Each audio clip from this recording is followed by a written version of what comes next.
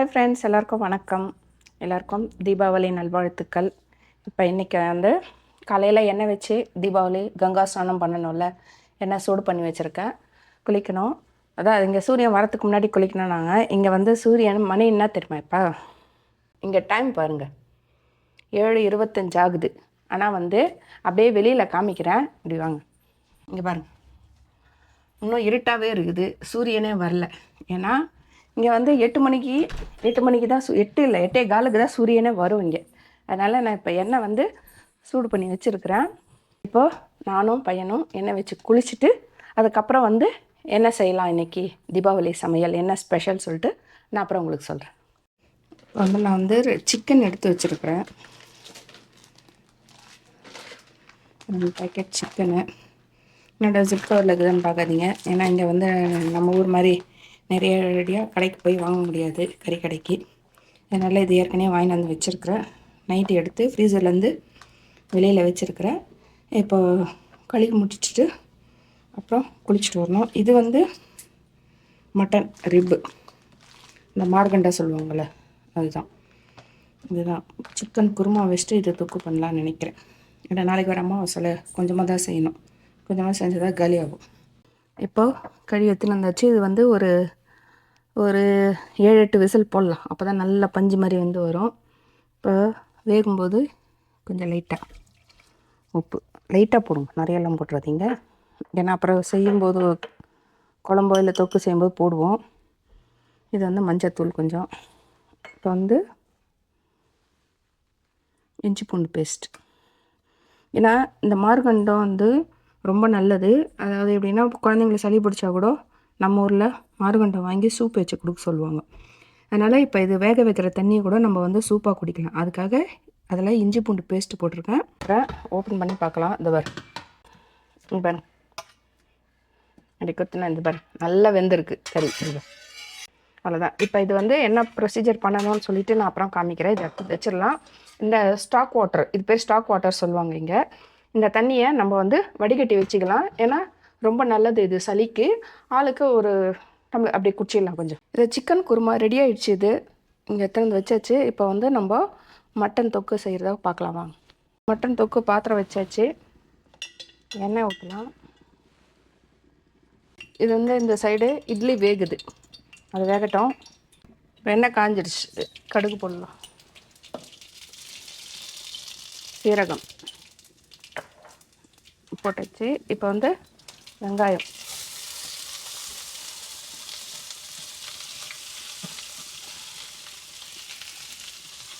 வெங்காயம் வதங்கட்டும். இப்போ இஞ்சி பூண்டு பேஸ்ட் போடலாம். வெங்காயம் ஓரளவுக்கு வதங்கிடுச்சு. இது அப்படியே வதங்கட்டும். இப்போ கருவேப்பிலை போட்டுடலாம். இப்போ தக்காளியை போட்டுடலாம். தக்காளி வதங்கிடுச்சு. என்ன பாருங்கள், மட்டன் வந்து இந்த மாதிரி பிச்சு வச்சுருக்கேன். நம்ம வந்து அந்த எலும்போடையே சேர்ந்து போடலாம். ஏன்னா எலும்புலேயே கொஞ்சம் இது ஒட்டி இருக்கும். சாப்பிடும்போது நம்ம அப்படியே கடிச்சு சாப்பிட்டுக்கலாம், நல்லதாக இருக்கும். இப்போ அதை அப்படியே வந்து ஒரு பெரட்டிடலாம். கொஞ்சம் வந்து அப்படியே எண்ணெயில் வந்து அப்படியே வேகட்டும், அப்போ தான் நல்லாயிருக்கும். இது வந்து சீரகத்தூள், இது வந்து காஷ்மீரி சில்லி, இது மிளகாத்தூள். காஷ்மீரி சில்லி வந்து கலருக்காக தான், அது அவ்வளோ காரம் இருக்காது. இது மட்டன் வந்து கொஞ்சம் தான், அதனால தான் நான் 1 ஸ்பூன் போட்டிருக்கேன் மிளகாத்தூள். இது தனியாத்தூள். இப்போ வந்து மஞ்சத்தூள் கொஞ்சம் போட்டுக்கலாம். நம்ம வந்து ஏற்கனவே கறியில் வந்து உப்பு போட்டு வேக வச்சுருக்கோம், அதனால் கொஞ்சமாகவே போடலாம். இப்போ வந்து தண்ணி ஊற்றி அப்படியே கொஞ்சம் வேகட்டும். ரொம்ப தண்ணி ஊற்றாதீங்க, ஏன்னா ஏற்கனவே கறி வெந்ததுனால அந்த மிளகா நெடி போகிற அளவுக்கு மட்டும் தண்ணி ஊற்றுங்க. அப்போ தான் வந்து நல்லாயிருக்கும் டேஸ்ட்டாக. இது பாருங்க, இது வந்து ஓரளவுக்கு ரெடி ஆகிடுச்சு. இப்போ வந்து நம்ம கொத்தமல்லி போட்டு இறக்கிடலாம். அவ்வளோதான். ஏன்னா இது வந்து அப்படியே வந்து அந்த இதுலேயே வந்து இப்போ சூட்லேயே வந்து நல்லா திக்காயிடும். தண்ணியெல்லாம் சுண்டிச்சு பாருங்கள், போதும். இது வந்து பைனாப்பிள் துண்டாக கட் பண்ணி வச்சுருக்கேன். பைனாப்பிள் கேசரி தான் இப்போ பண்ண போகிறோம். அதுக்கு என்னென்ன பண்ணலாம் பாரு. ரவை வந்து வறுக்கலாம். 1 கிளாஸ் போட்டிருக்கேன். அதில் 1 கிளாஸ்னால் 3/4 கிளாஸ் தான் போடுவோம். இப்போ நெய் ஊற்றிக்கலாம்.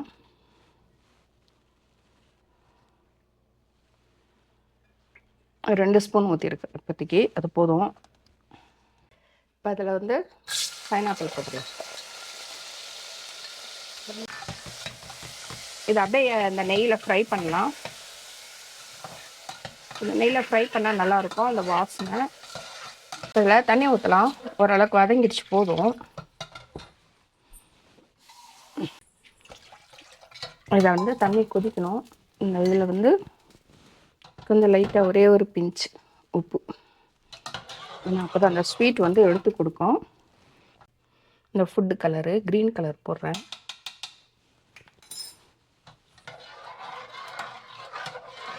அப்படியே தண்ணி கொதிக்கட்டும், அப்புறம் பார்க்கலாம். கொஞ்சம் நல்லா ப்ரௌன் ஆகட்டும். இப்போ வந்து திராட்சை போடலாம். ஸ்டவ் ஆஃப் பண்ணிடலாம். இந்த சூட்லேயே அது வந்து ரெடி ஆகிடும்.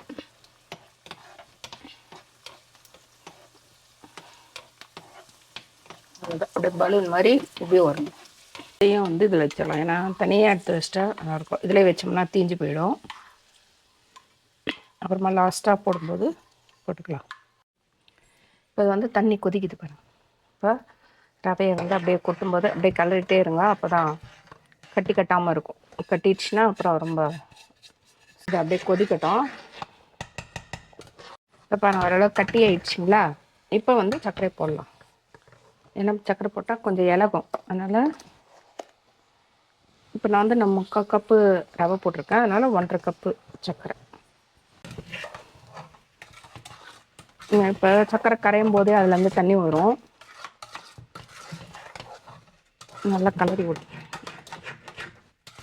பார்த்தீங்களா, தண்ணி ஆயிடுச்சு.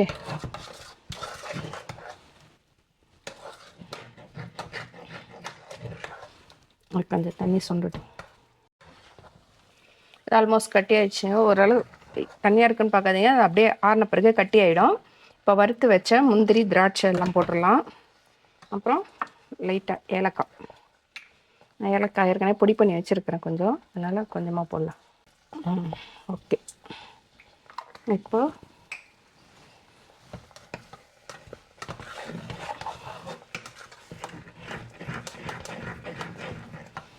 லாஸ்ட்டாக ஒரு ஸ்பூன் நெய் ஊற்றிக்கலாம்.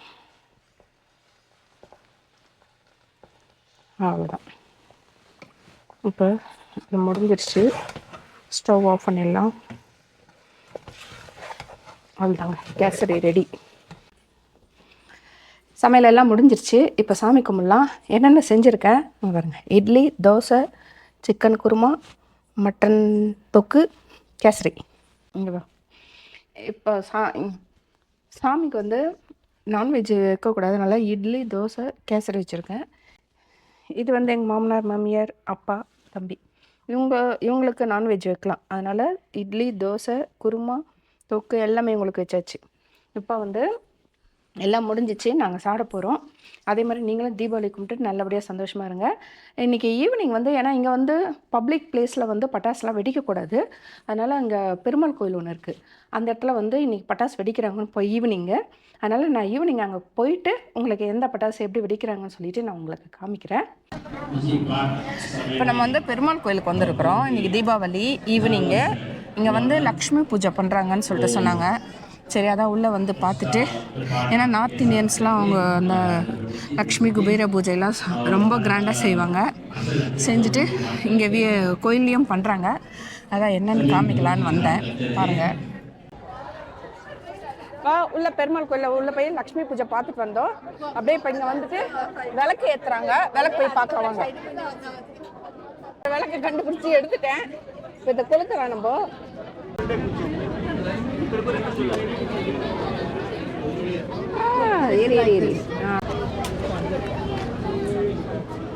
விளக்கு ஏற்றியாச்சு. இதோ இங்கே லக்ஷ்மி இருக்காங்க, ஒரு சுட்டு சுற்றிடலாம்.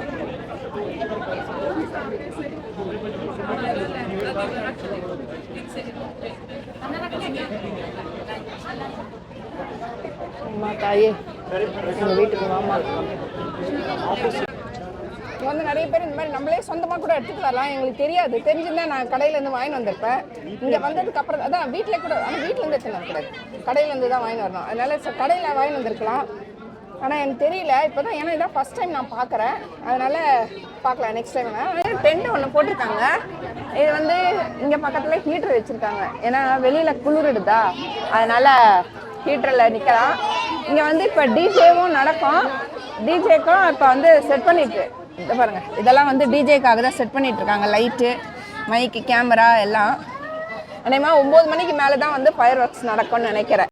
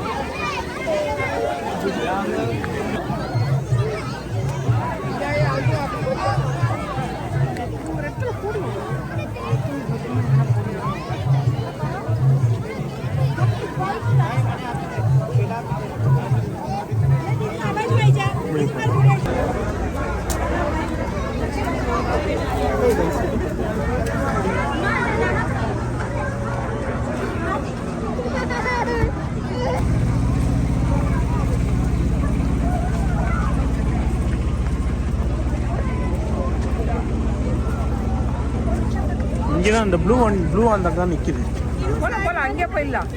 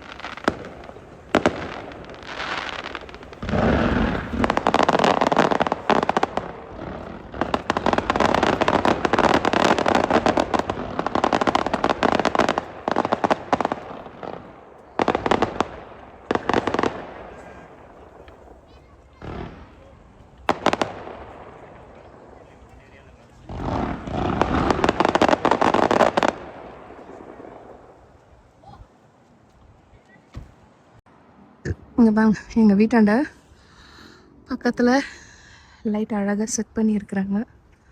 செம்மையாக இருக்குதுங்க. நாங்களும் செட் பண்ணலான்னு நினச்சோம். இந்த வருஷமாக கொஞ்சம் பட்ஜெட்டு கை கடிக்குது. ஸோ செம்மையாக இருக்குது பாருங்களேன். ஐயோ அழகா அட்டகாசமாக பண்ணியிருக்கிறாங்க. சிலர் இது ஜெம் லைட்டுன்னு சொல்லிட்டு சொல்லுவாங்க.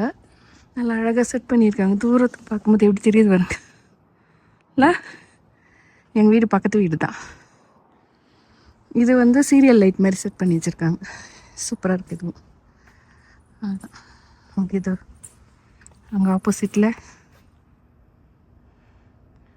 செம்மையாக அதுவும் செட் பண்ணி வச்சுருக்காங்க பாருங்க.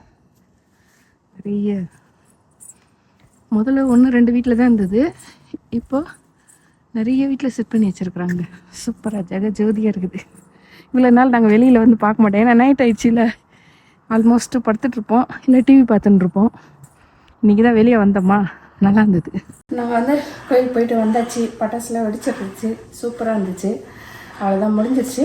இன்றைக்கி தீபாவளியோட பொழுது செம்மையாக இருந்தது. ஆனால் கோயிலில் பட்டாசு வச்சது கொஞ்சம் லேட் பண்ணிட்டாங்க, அதான் ஒன்று.